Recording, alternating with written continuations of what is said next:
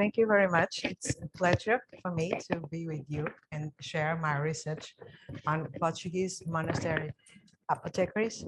And so I chose the monastery of Tibaes. It's near my hometown, Braga, in the north of Portugal.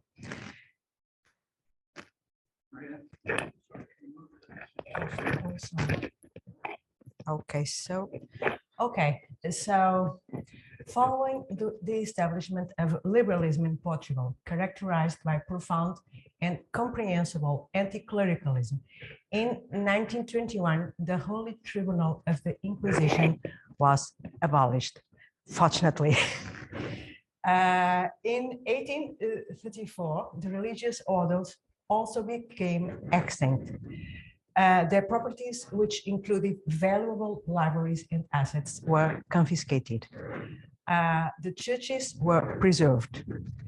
Throughout the uncomfortable process of change, bibliographic collections were frequently dismembered and many works were lost. In many cases, national and city libraries received the book collections. Some documents were kept in the National Archive, Torre do Tombo, and local archives. The situation was even worse concerning medical and pharmaceutical equipment and healthcare tools. In some cases, reports survive of equipment being sold to local pharmacies or art collectors. In the 20th century, some monasteries gave rise to museums. Pharmacists and private collectors donated some of his ancient apothecary equipment acquired in the period of alienation of the convent's properties and assets to national palaces and museums. Some apothecary jars and mortars housed at the Museum Biscainhos and at the Regional Archaeological Museum Dom Diogo de Sousa in Braga, both in Braga, may have belonged to the monastery of Saint Martin of Tibaes. In this presentation, we will consider if there is any supporting evidence. The monastery of Saint Martin of Tibaes was for monks, founded in the mid-11th century, possibly by Dom Paio Guterres da Silva, a Portuguese nobleman belonging to the lineage of the sovereigns of Leon in 1077. He adopted the rule of the Christian Saint Benedict of Nursia, who founded the monastery of Monte Cassino in 529 AD. The feudal rights were granted by Henry of Burgundy, Count of Portugal, and father of King Alphonse I, the first king of Portugal. Through the bulls in eminenti of 30 April of 1566 and the Regimini Universalis Ecclesiae of 3rd August 1567, Pope Pius V instituted the congregation of all monasteries of the Order of Saint Benedict.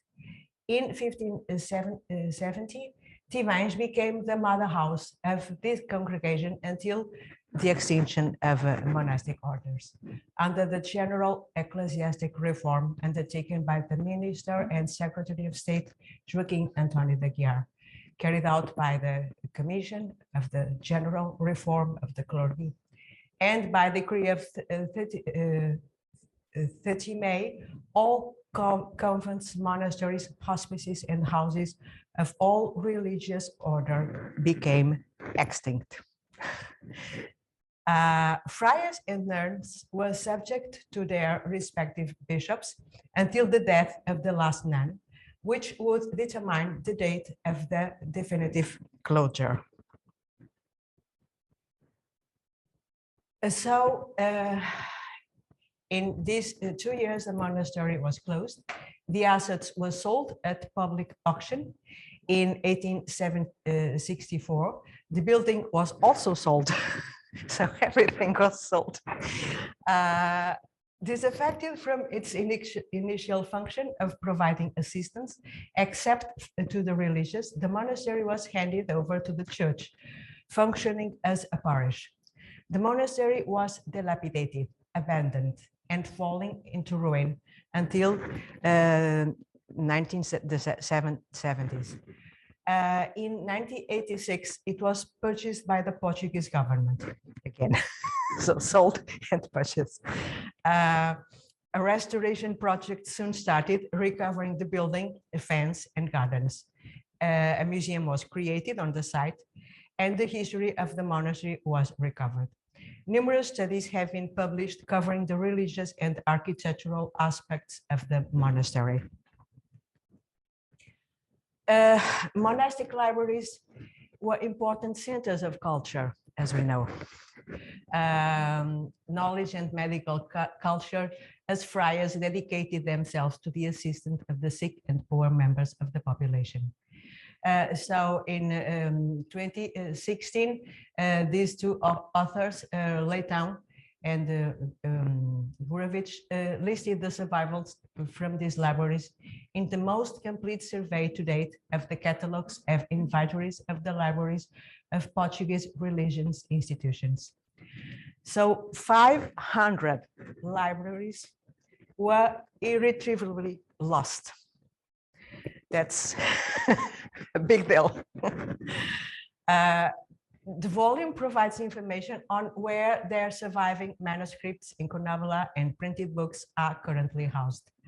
Books on theology, religious topics, and other regulations predominate among law, literature, arts, and science. Medical books by Portuguese and foreign authors, pharmacy books, and manuscripts of recipes from each congregation and monasteries are listed. The library of the monastery of Tibaes was built between 1701 and 1704 in a noble place next to the chapter room. It was expanded in the late 18th century. Since each monastery had its own library containing specific books, it is impossible to fully reconstruct its history. 4 manuscript codices of the 18th century were preserved, such as Livro das Alfaias, Livro da Enfermaria do Mosteiro de Tibaes, and Livros do Depósito. These are the only sources for the study of the library, infirmary, and apothecary of the monastery of Tibaes. Decrees and other regulations list the furniture and equipment from the infirmary and pharmacy, notes on personal contracts and payments, and shopping lists infirmary food and some pharmaceutical ingredients have framed the investigation on the monastery's social and health care assistance. So monastic apothecaries have played an essential role in the medical care since the Middle Ages. In the 18th century, there were lay apothecaries, in Braga, near the monastery. And in 1754, the congregation of São Bento created the first apothecary in Refúgios do Pasto. So another monastery, Benedictine monastery. Medical assistant and trained apothecaries were available in the nearby city of Braga. A boticario, a pharmacist, managed by a specially trained monk, was set up at the monastery by the end of the 18th century. According to the Benedictine monastic constitutions of 1628, the Regra Monacorum, each monastery should be equipped with an infirmary and a nurse monk to provide the sick with everything they needed. Physicians, pharmacists, surgeons, barbers, barber surgeons, chiropractors, plaster applicators, and tooth pliers were called when required. The 12-bed infirmary was located on the first floor next to the cemetery cloister, close to the chapel, 1 floor below the pharmacy. A list of infirmary equipment included suction cups, a lancet kit, bleeding plates, brass syringes, a small ivory syringes, and dental pliers for minor surgical procedures, together with bath tubes, a wheelchair, and other objects for the support and hygiene of the patients. A hostel provided social assistance. Apothecary tools donated by private collectors to the Biscaynes Museum and Archaeological Museum in Dom Diogo de Sousa are what we have from the assets of this monastery. And they are housed in these 2 monasteries. This is a mortar. There is a collection of mortars with conical shape, widely thick foot to ensure its stability were essential for the preparation of medicines. A set of 14 bronze mortars of different shapes and sizes, 3 of ivory and 1 of wood, dating from the 16th until the 18th century, was donated to the Biscaynes Museum by Dr. José Maria Costa Jr. But we don't know, we have no idea. He's not a pharmacist, and we don't know where he got them so far.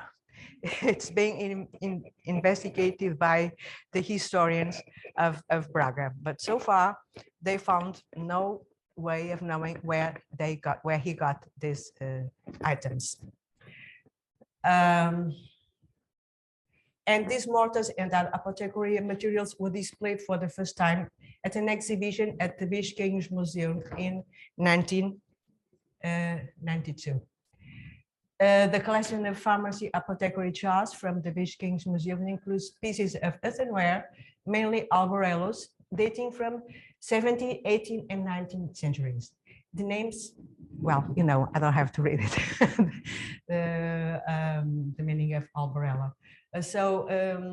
They have no label, so this could be, they have sponge decoration of Spanish albarellos in hospitals from Madrid and Alcalá de Henares, ruled by Benedictine, Augustine, Franciscan, and Carmelite orders, and monastic orders in Spain. They have been mentioned, so have the same pattern, this in Spain. It is very interesting. We don't know if they came from Spain or how it was. The same decorative pattern points to there being some relationship between Portuguese and Spanish monastic apothecaries. And some albarellos display shields of the Benedictine order. It is possible that they belonged to the monastery of Tibaes, but since we have other monasteries, Benedictine monasteries in that place, they could also have come from other monasteries.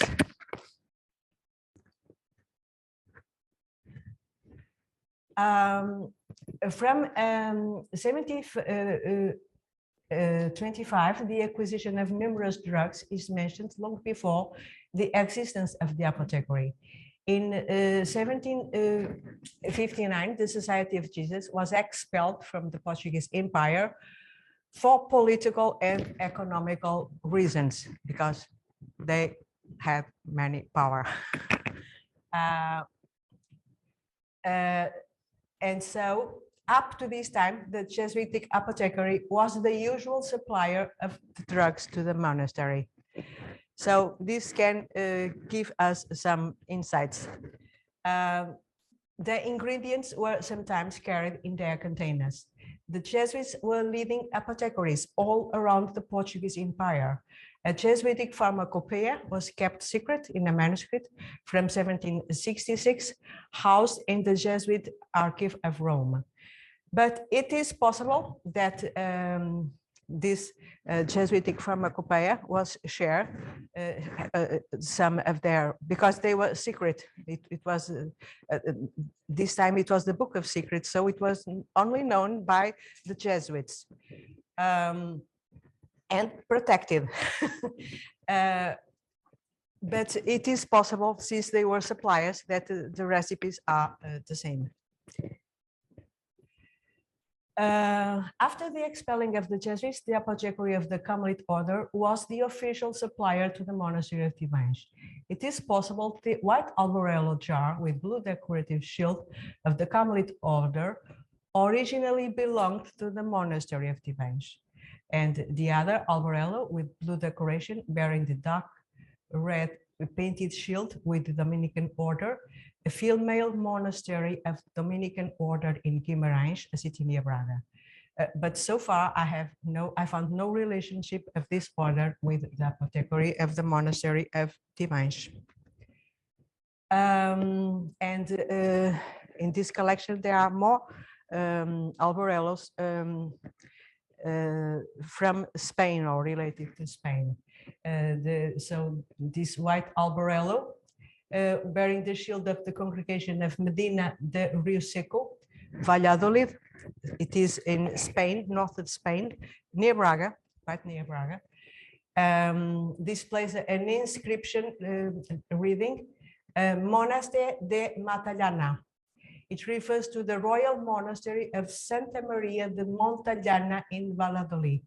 But it is written in the Portuguese way, Matallana, with not with double L as in Spanish. So we don't know so far what this means. And the other displays the painted shield of the congregation of the convent of Congregados, also referred to as the convent of the congregation of San Felipe Neri, is located at the parish of São José de São Lázaro in Braga. So the other is from the congregation of Medina, no, sorry.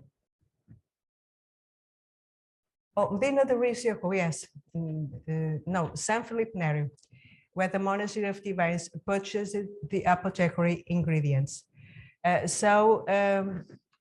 is possible. So it seems that monasteries interacted with each other, and but we really don't know where these alborellos came from anyway.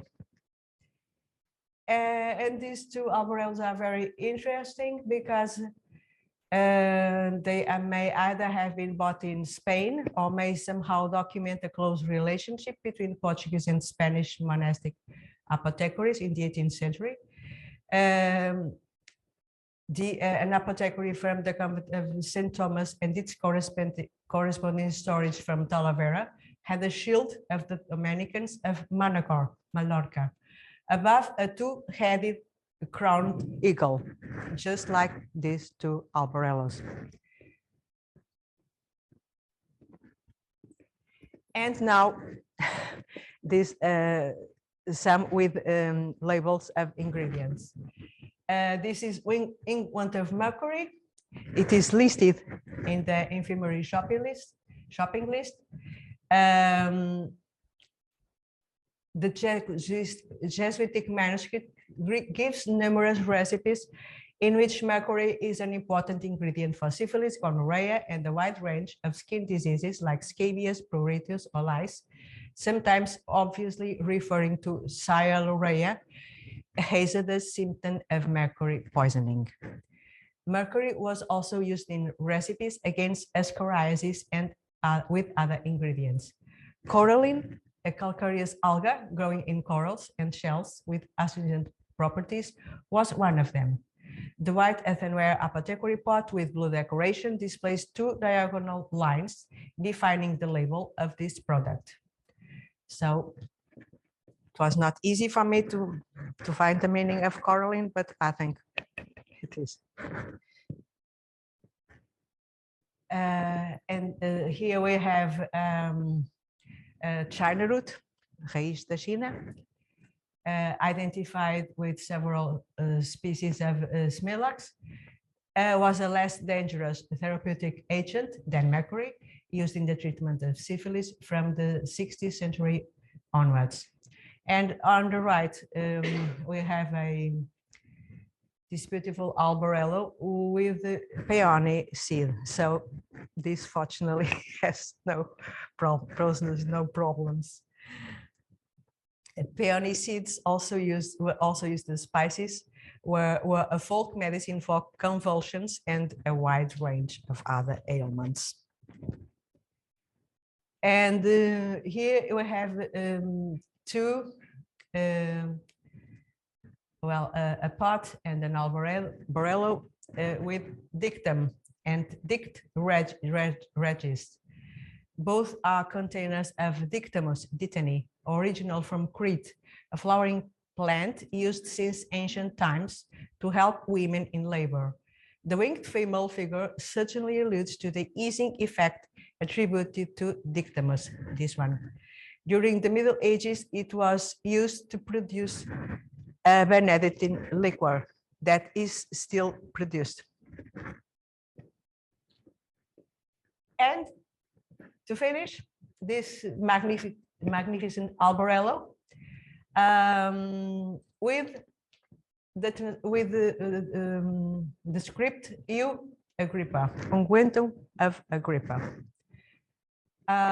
This unguentum was said to have been used by King Herod Agrippa. The ointment was said to be made by soaking roots in oil of mastic to extract the mucilage, to which beeswax was added. It was used for swellings. I don't know, those who have further research on this, if you have come across more of this, but possibly it's a rare item, I don't know. So in conclusion, we should say, don't throw the baby out with the bath water. Is what we must conclude from this process of selling the buildings into asset of monastic orders and repurchasing them later.